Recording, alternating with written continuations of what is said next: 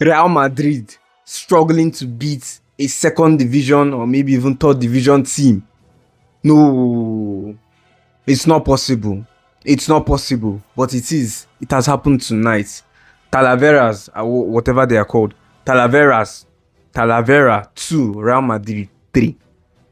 Now you'll be shocked. You think Talavera is some kind of La Liga team, mid-table La Liga team. But then no, to be honest, this is the first time I am hearing of this club. And then Real Madrid is struggling to beat them. Man, the end is coming. The end is coming, bro.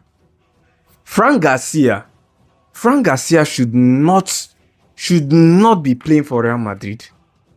Should not. I was very much for his move back to Real Madrid during 23-24 season and that. But then since then, Frank Garcia has been poor.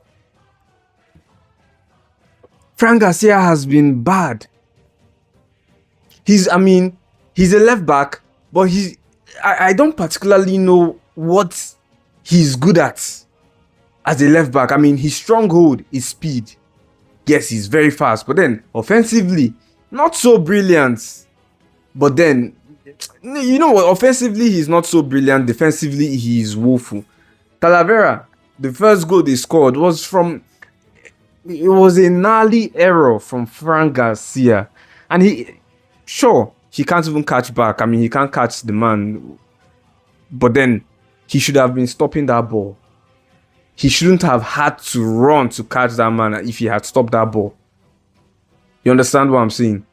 Mendy doesn't offer us much or anything offensively. But then defensively, Mendy is solid. We know that.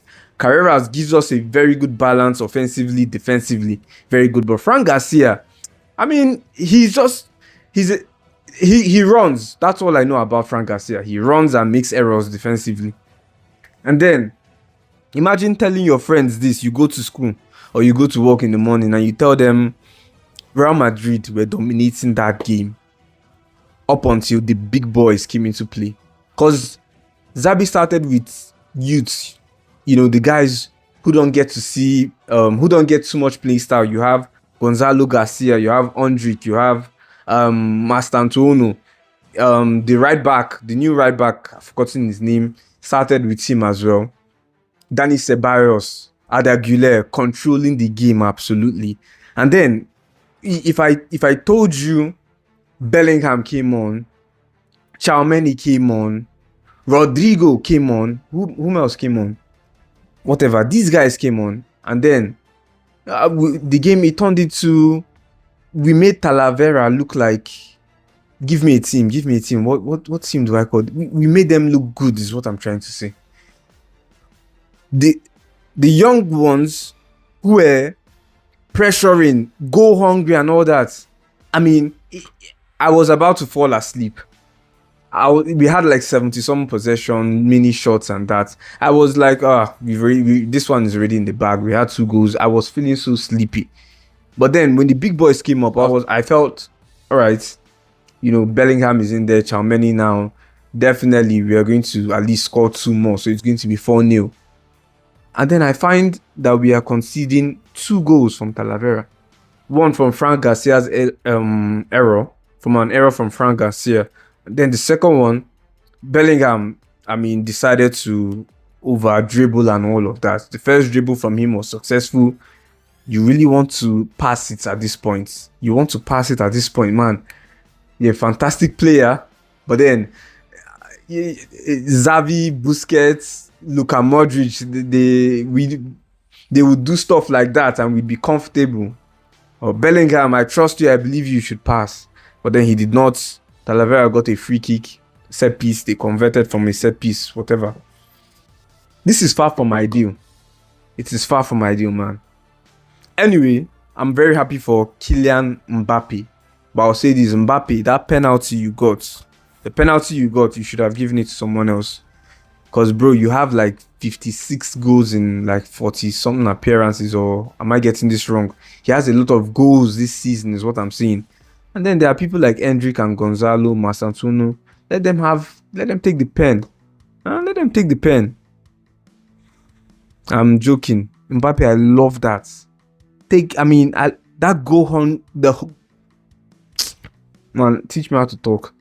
The goal hungry player. That's what we need. I mean, we need our players to be goal hungry. Remember when we had Ronaldo? I mean, no, it could be a game against, it could be a charity game, it could be whatsoever it is. Ronaldo always wanted goals. And in that process, the team always wanted goals. And that leads us to, the team recently, these days, they look like they don't really, maybe they want to score, maybe they don't want to score. It's only Mbappe who is always looking sharp. Man, I want to score a goal. Mbappe and Rodrigo, I must say. Mbappe and Rodrigo. Goulart, I can't forget Ada Goulart. I mean, till he was substituted, the game was, under lock and key. Goulart, and people say Goulart can't play as, a deep line playmaker, and that he was fantastic. He played as that for some time. He came offensively. Goulart was perfect. Was so perfect. I love the performance from him, man. Love that performance. I really wish there's a way we can perfectly combine Goulart and Bellingham in the midfield. I just wish there's a way. I want you to let me know your opinion on this game down in the comment section. Let me know your opinion on the game. And then I also have this to say. Why in the world is Hendrick going on loan to Lyon? Till date, I still do not understand that. Hendrick was very, very good. He did not get a goal, but then he did play a lovely ball to Mbappe, which Mbappe should have scored. He would have given Hendrick an assist, but Mbappe didn't score that. My point is this: Hendrick was very good. We've seen Hendrick very good in 2 performances against Man City, and then this game this game tonight, whatever. Hendrick is very goal hungry. He's young. He's always eager to prove himself. I don't understand why you want to send him on loan. We have a problem. We don't have too many people scoring goals, and you want to send out someone who really wants to score goals on loan. That doesn't make sense to me. It doesn't. I'm trying to find out ways I can understand this. I cannot understand this. Hendrick should not be going on loan, is what I'm saying. What else do I have to say? The right back, I need to find that guy's name. He was decent, at least in the first half. His crosses, the man was putting in some very good crosses, making some very nice offensive runs. Let me check out his name and have it sent to you guys right now. The right back was very good, at least good. As always, missing chances is always a problem for us. We keep missing chances because definitely in the first half and in the early second half, Real Madrid could have easily gotten 5 goals. 5 goals, but then, no, you want to miss all your chances. I'll say this about, these guys who started the game, you could feel it. These guys were hungry. They were hungry, taking the game to the opponents. They wanted to batter them. It was unfortunate they couldn't get goals for themselves. It was just Mbappe. It was an Mbappe show. Something funny happened. 56 minutes thereabouts. Mastantuono decides to catch the ball with his hands. It hasn't gone out of play, at least to my knowledge. I did not see that ball going out of play, and then he catches it like LeBron James in the air. I don't understand. Or was the whistle blown before he did that? Cause man, what in the world? Why? Who asked you to do that? It's fine. Let me get you the right back. His name, Jimenez. That was a rather easy name. David Jimenez was his name. Is his name. Very good.